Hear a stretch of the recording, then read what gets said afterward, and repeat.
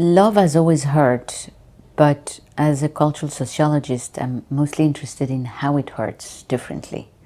So if a knight, a courtly knight in the 12th century, talked about his pain as something that was sometimes even delightful and pleasurable, it was because pain could be recycled, so to speak, into the idea that the self, the masculine self, was enlarged, aggrandized, strengthened by his capacity of suffering.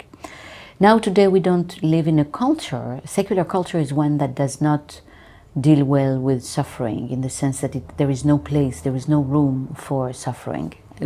In contradistinction to Christian cultures, in which there is a lot to do with suffering. You can recycle it in all kinds of positive ways. In utilitarian cultures where you should strive for pleasure, suffering is not of much use. And in addition, people who suffer today suffer in a different way because it is their sense of worth that is deeply affected when they suffer in love.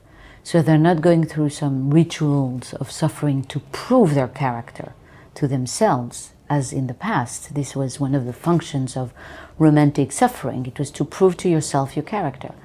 Today it is experienced as utterly useless suffering that destroys the very basis of the self.